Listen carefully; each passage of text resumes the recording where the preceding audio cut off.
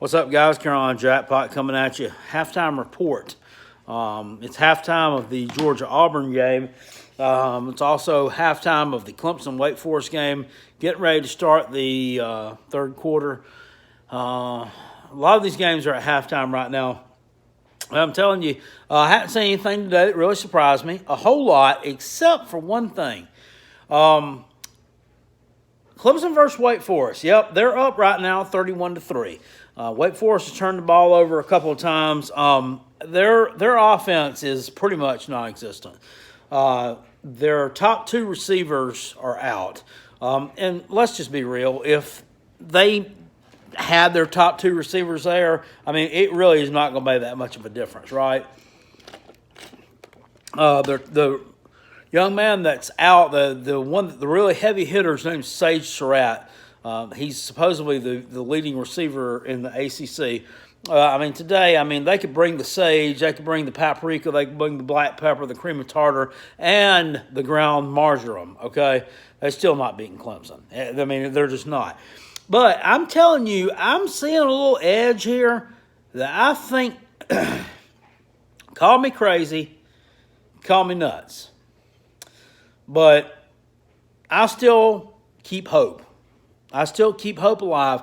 As much as I hate Will Muschamp, as much as I hate what he's turned this football team into, I still keep hope in the back of my mind and the back of my heart. And I'm telling you, last year, Clemson versus South Carolina, it was different. 56-35 final score. And a lot of people, myself included, believe that if South Carolina had their first string defense in that game, that thing would have been neck and neck. It would have been a blow for blow, like a 49-42, a 42-35 type deal, but it wasn't.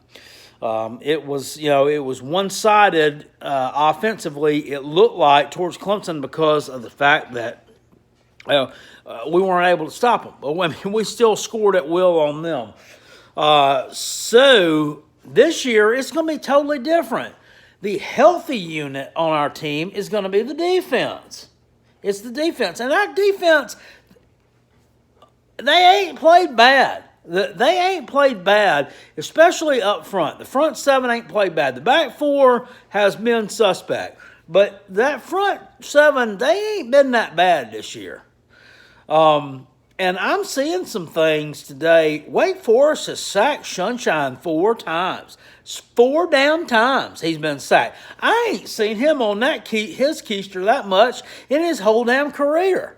So I'm starting to think that if their defense can get after him and put his ass on the ground, there's no reason why Javon Kinlaw, DJ Wanham, and the boys can't get after him and put his ass on the ground too. We're better than they are. Hell, they're giving up 50, 60 points to Boston College and damn Louisville. So it's not over until the fat lady sings. Now, second half of this game, Wake Forest is going to get totally decimated because their offense cannot do it. They're not going to be able to do anything to compete with Clemson. And that's our problem as well. Our offense is going to be able to do anything to compete with them either because they're all beat up and injured and because Will Muschamp is a defensive-minded, stupid head coach who's going to make stupid decisions. But I'm just throwing that bone out there. I'm just throwing it out there. You never know. Right now, Florida beat Missouri today, 23-6. Missouri, total shit show. No reason at all why we should have lost them. None. Vanderbilt was actually beating Kentucky. Right now it's 31-14 at halftime. Kentucky, good Lord, where'd that offense come from? Ohio State, just steamrolling over Rutgers. No surprise there. Here's another one that's not a surprise to me. Iowa was up 20-3 on Minnesota last time I checked. I'm not surprised at that. I'm telling you, Minnesota was not as good as everybody thought it was, and I knew that they would take a big loss in Iowa City today. Because Iowa's a good team. They went blow for blow with several teams that have a tough year. They played a tough schedule. They got something for them. So now what you're going to have is next week a big matchup between Penn State and Ohio State, and guess what? Penn State is going to throw that first loss on Ohio State's resume. Mark it down. Write it down on your calendar. Take note of it. Take a picture. I don't give a you know what. Penn State is beating them, so now you're going to have 3 one-loss teams in the Big Ten. Which one are you going to rank higher? I mean, which one are you going to rank higher? You're going to have to rank Penn State higher because they beat the higher-ranked team.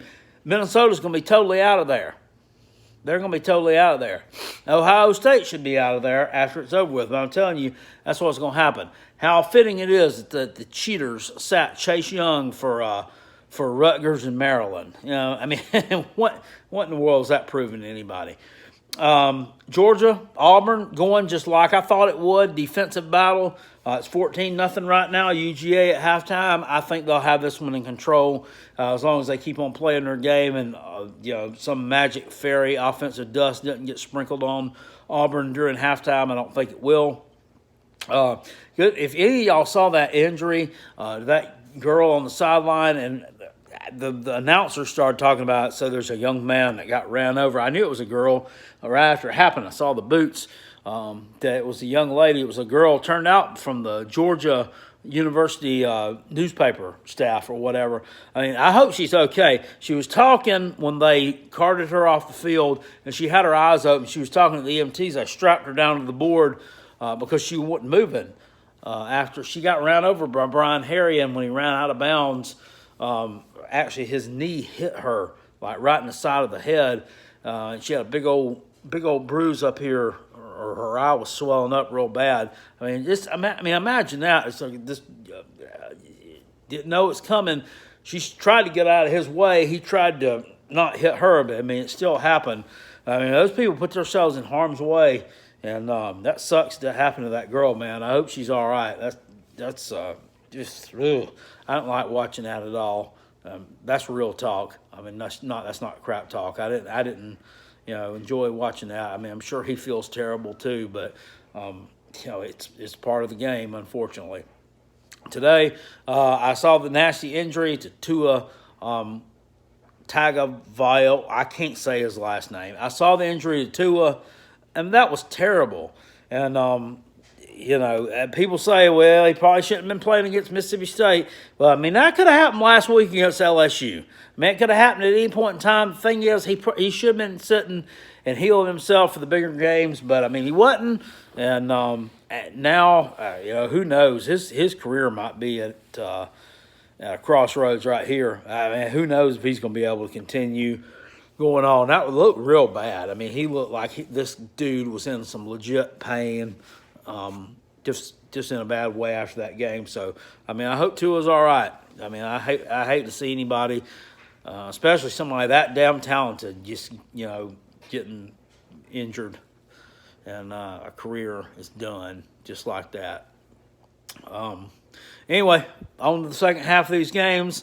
I'll be talking some tonight. South Carolina, Texas A&M, still holding out hope that the Gamecocks can pull something off in College Station, but I wouldn't bet on it if I was you, if you know what I'm saying. And hopefully Wake Forest can stop the bleeding in the second half and keep this thing somewhat competitive. I'll see y'all later. Peace, and I'm out. Go Gamecocks.